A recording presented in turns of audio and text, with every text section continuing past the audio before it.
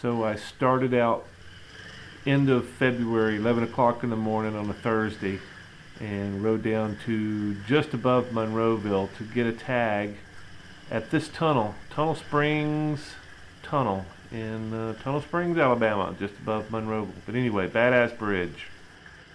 Cross two bridges, Cross two bridges. take a left. You're going to go about okay, I was looking at 4 miles, 37. and you're going to see that overflowing well I told you about on your right. Great. You could take that right there, and it's going to take you through Scratch Ankle. Back to 41. Great. And my first pass through Scratch Ankle, I talked to this fellow who directed me down the road and told me a great story about fire ants and people sitting on their porch scratching their ankles as the origin of Scratch Ankle. And of course, if you're in Scratch Ankle, you've got to see a pony walking along down the side of the road with a leash on it. And I tried to spook him back to the only people I saw at the gas station back here. And they said, yeah, that damn pony, he's always running around here like that. Pretty awesome. Of course, the kids at the gas station pointed me to continue down the road where I think I actually was supposed to turn here. At least the directions that the old timer gave me were a left turn here on this dirt road. But actually, I'd already passed Scratch Ankle by the time I got to the first old timer. And then I finally found the guy that grew up in Scratch Ankle, this guy right here, who told me this is Scratch Ankle, basically. Exactly where the cows used to come and drink water, and then the mosquitoes were so bad right there. And then, they was having to scratch your ankle, and it was just a word that stuck with them.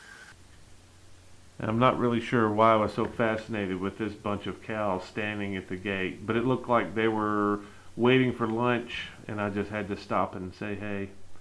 And of course, the roads in the area are fantastic if you can just get around all the logging trucks.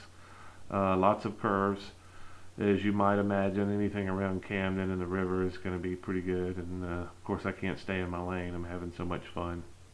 So after those stops, I decided to wander over to Pineapple, Alabama, on my way to Wetumpka for the flash mob.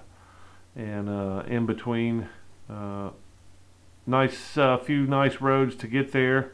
And as the sun's going down, I'm rolling into Pineapple to talk to these gentlemen to find the boyhood home of the youngest general of the Civil War. And they explained to me it was just a few blocks away as they were unloading the dead bodies from the back of their truck. So I wandered over to the general's house to check that out. Okay. And of course, on the way over to the general's house, I saw lots of other cool stuff going on. But the time was running out. The flash mob started at 7 o'clock, so I decided to take a peek and take a few pictures at the general's house and head to Wetumpka. But overall, had a blast that day, and I was certainly worn out by the time I got home. Almost 12 hours riding that day, so it was pretty cool.